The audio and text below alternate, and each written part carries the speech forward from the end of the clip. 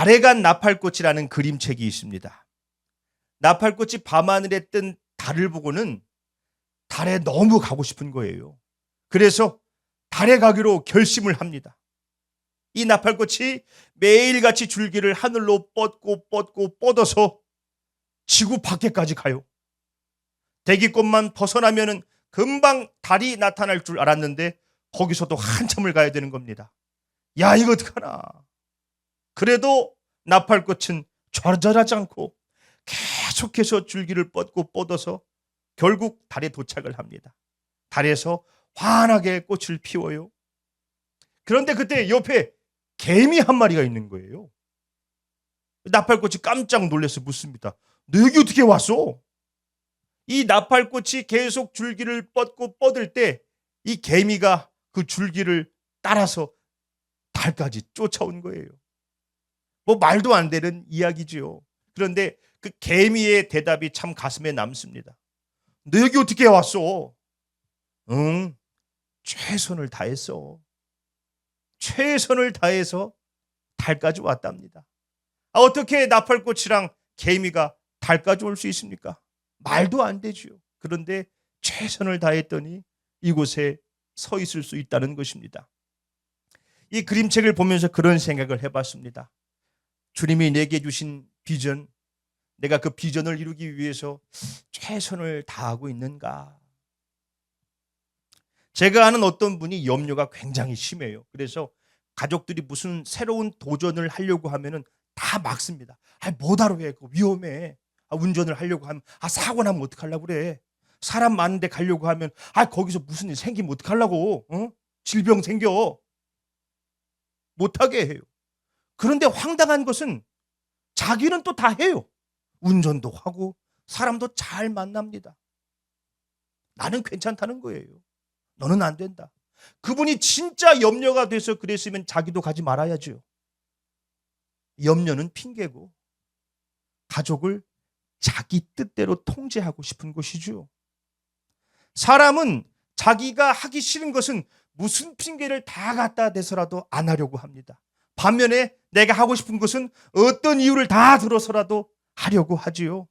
공부할 시간은 없지만 게임할 시간은 있지 않습니까? 성경을 볼 시간은 없지만 스마트폰 볼 시간은 있지 않습니까? 우리가 운동을 못하는 핑계들이 있답니다. 내일부터 열심히 운동해야지. 내일이 되면 또 내일. 또 내일이 되면 또 내일. 끝없는 미래지향형 인간이랍니다. 날씨가 좋으면 밖에서 운동해야지. 그러면은 추워서 못하고 더워서 못하고 비 와서 못하고 바람 불어서 못하고 세월은 가고 뱃살만 든답니다. 무슨 일이 있어도 운동해야지 하면은 무릎이 아프고 허리가 아프고 머리가 아프고 감기가 걸려서 못한답니다.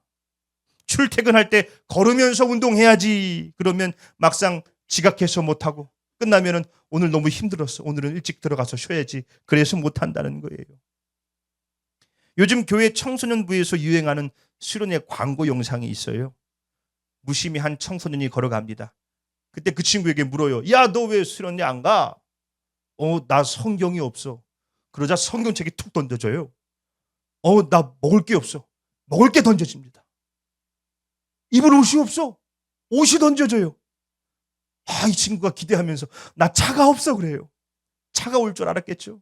그런데 이번에는 구루마가 오더니 그 녀석을 싣고 수련회로 가는 거예요.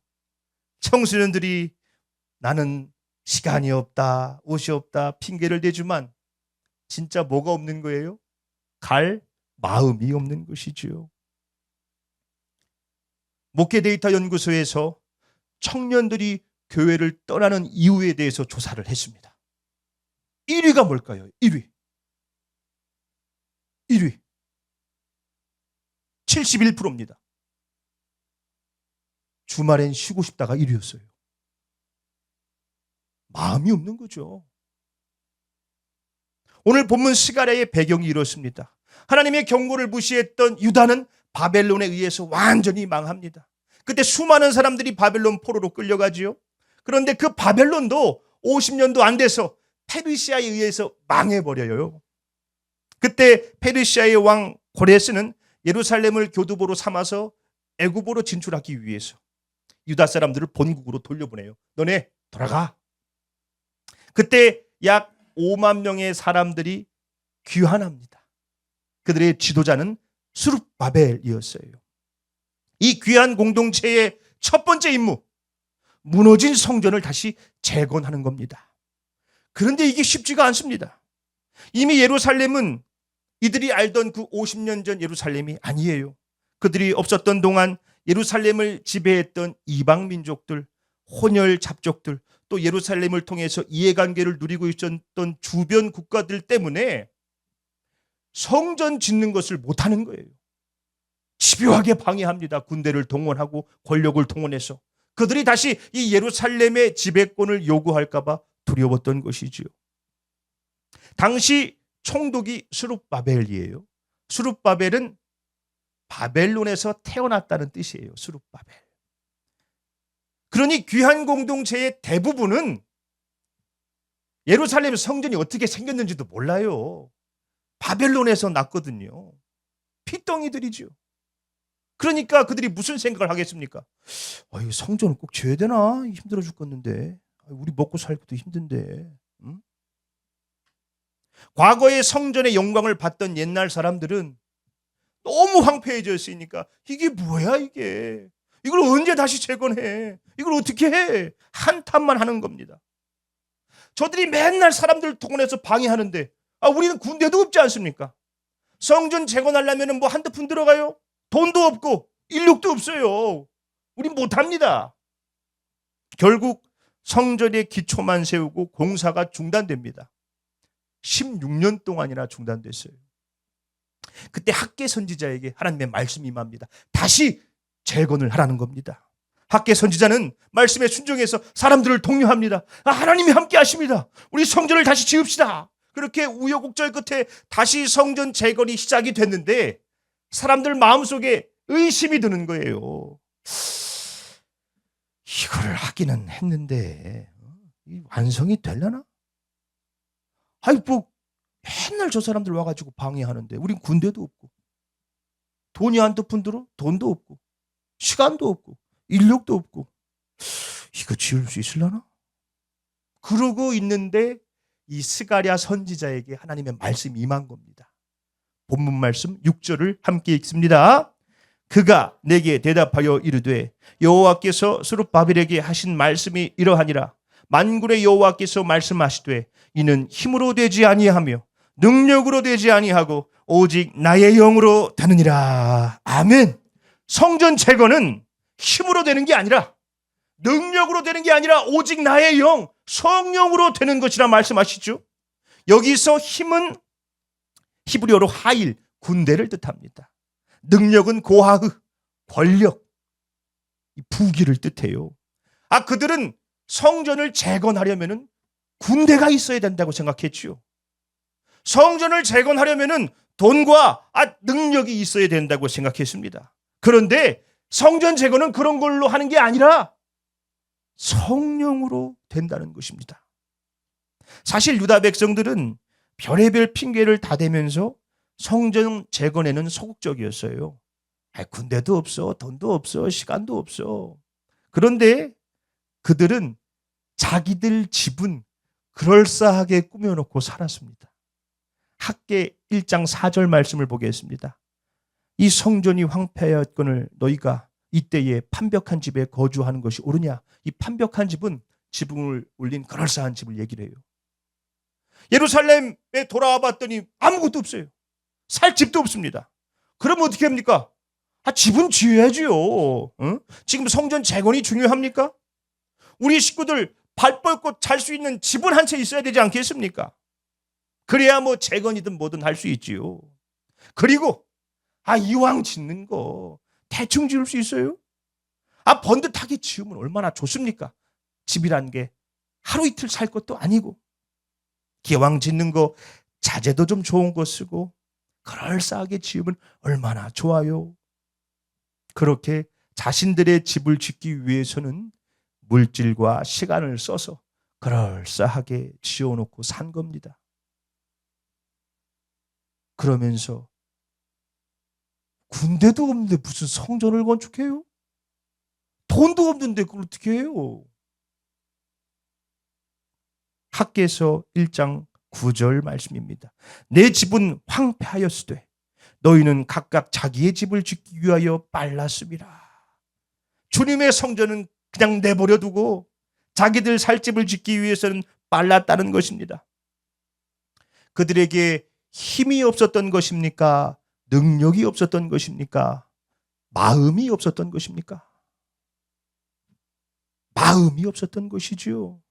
그럴싸한 핑계들로 둘러댔지만 그들에겐 성전을 재건하고 싶은 마음이 없었던 것입니다. 자기들이 하고 싶은 것은 별 핑계를 다 대면서 하지 않습니까? 성전을 재건하는 일은 힘으로 하는 것이 아닙니다. 능력으로 하는 것이 아니지요. 오직 성령으로, 성령님이 우리 안에 임하시면은 더 이상 핑계대지 않습니다. 하지 말아야 될 이유를 쫓는 게 아니라 해야 될 이유를 찾아요. 성령님이 우리 안에 임하시면은 그 일을 해낼 수 있는 믿음과 마음을 주십니다. 그러니 성령으로 할 수 있는 거예요. 청파교회 김규성 목사님은 성령님을 일어서게 하는 힘이라 그랬어요. 이 성령님이 히브리어로 루아흐입니다. 바람, 숨 이런 뜻이에요. 지금은 별로 없지만은 과거에 주유소마다 막 흔들어 제끼는 풍선 인형이 있지 않았습니까? 이게 어떻게 그렇게 일어서서 춤을 춥니까? 밑에서 바람을 팍 불어넣었다 뺐다 불어넣었다 뺐다 하니까 춤을 추지요. 성령께서 우리 안에 숨을 탁 불어넣어 주시면은 우리가 일어설 수 있게 된다는 것입니다. 주님의 비전이 내 안에서 막 꿈틀대는 거예요. 하나님의 일을 생각하면은 내 가슴이 막 뛰는 겁니다. 와, 내가 그 일을 해야겠다. 야, 너 돈도 없잖아. 능력도 없는데 네가 어떻게 해? 주님이 내 안에 계신다. 내가 하는 게 아니잖아. 나 꼭 그 일을 하고 싶다. 우리 교회는 뭐 재정도 별로 없고 성도도 없습니다. 그러면은 주님의 일 못하고 이렇게 그냥 앉았다가 문 닫을까요? 주님의 일은 돈으로 인맥으로 하는 게 아니죠. 오직 하나님의 영으로 주님이 주시는 마음으로 하는 것입니다. 그 교회에 돈이 얼마 있느냐, 뭐 인맥이 어떻게 되느냐가 중요한 게 아닙니다. 그 교회에 성령으로 충만한 사람들이 있느냐가 중요한 것입니다. 성령의 바람을 불어 일어난 자들이 있는가, 없는가? 스가랴 4장 7절 말씀이죠. 함께 읽습니다. 큰 산아 네가 무엇이냐, 네가 수룹바벨 앞에서 평지가 되리라. 그가 머릿돌을 내놓을 때에 우리가 외치기를 은총, 은총이 그에게 있을지어다 하리라 하셨고, 여기서 큰 산은 뭡니까? 우리가 살면서 만나게 되는 큰 난관들이지요. 성전을 재건하려고 하는데 방해가 너무 심해요. 이거 심해도 너무 심한 거 아니야? 이거 어떻게 해야 돼? 그것 때문에 16년이나 공사가 중단됐습니다. 큰 산이지요. 그런데 이 큰 산이 수룹바벨 앞에서 평지가 된답니다. 어떻게 그럴 수 있을까요? 수룹바벨 안에 성령이 임하면 저 큰 산이 평지가 된다는 것입니다. 아무것도 아니게 된다는 거예요. 우리가 어릴 적 주구장창 외웠던 시조가 하나 있습니다. 기억나십니까? 태산가? 태산이 높다 하되 하늘 아래 메이로다. 오르고 또 오르면 못 오를 리 없건만은 사람이 제 안이 오르고 매만 높다 하더라. 기억나죠? 제 아무리 높아 보이는 빌딩이라고 해도 여기서나 높아 보이지 저 비행기 타고 하늘 꼭대기 올라가서 내려다보면은 다 평지로 보여요. 다 거기서 거깁니다. 우리가 살면서 만나는 큰 산들, 예기치 않게 찾아온 고난, 재정의 문제, 관계의 문제, 건강의 문제, 그 산들이 너무 커 보이지요. 그러나 그 산들은 하나님의 시선으로 보면은 그거 다 평지입니다. 우리 안에 일어서게 하시는 하나님의 숨이 불어넣어지면은 하나님의 시선으로 큰 산들을 바라보게 된다는 거예요. 그랬더니 저게 뭐야? 내가 저것 때문에 이렇게 불안해했나? 하나님이 나와 함께 하시는데 저게 뭐야? 내가 왜 저것 때문에 원망하고 하나님의 시선으로 산을 바라보면 산이 평지가 되는 것이지요. 그러니 큰 산 앞에서 돈 없다고, 능력 없다고, 힘없다고 핑계대면서 좌절하는 것이 아니라 우리는 성령을 구해야 합니다. 성령님이 우리 안에 숨을 불어 넣어주시면 우리는 일어설 수 있습니다. 하나님의 비전이 우리들 안에서 꿈틀대는 것을 경험할 수 있지요. 이는 힘으로 되지 아니하며 능력으로 되지 아니하고 오직 나의 영으로 되느니라. 말씀을 맺습니다. 이 달에 간 납할 것도 참 말도 안 되지만은 죄인 된 우리가 예수님의 십자가로 죄 사함 받아 하나님 나라 가는 것도 말도 안 됩니다. 우리가 어떻게 해? 나팔꽃과 개미는 달에 가기 위해서 최선을 다했답니다. 하나님의 은혜로 구원받은 우리는 이 땅에 하나님 나라를 이루어가기 위해서 어떤 노력을 하고 있습니까? 혹시 이 핑계 저 핑계 대면서 주의 일을 멀리하고 있지는 않습니까? 그러면서도 이 핑계 저 핑계 대면서 내가 하고 싶은 것은 다 누리고 있지는 않습니까? 주님의 일은 힘도 아니고 능력도 아닌 오직 성령으로 하는 것입니다. 지금 우리에게 필요한 것은 힘도 아니고 능력도 아닌 오직 성령 하나님입니다. 그 성령님이 우리 안에 임하실 때 우리를 가로막고 있는 저 큰 산은 평지가 될 것입니다. 하나님의 시선으로 문제를 바라보면 문제는 더 이상 문제가 아니지요. 우리 행복한 교회 모든 성도들에게 하나님이 당신의 숨을 불어넣어 주시기를, 그래서 큰 산이 평지가 되는 것을 경험하게 되시기를, 우리들 안에서 하나님의 비전이 꿈틀대는 것을 느끼게 되시기를 예수님의 이름으로 축원합니다. 아멘.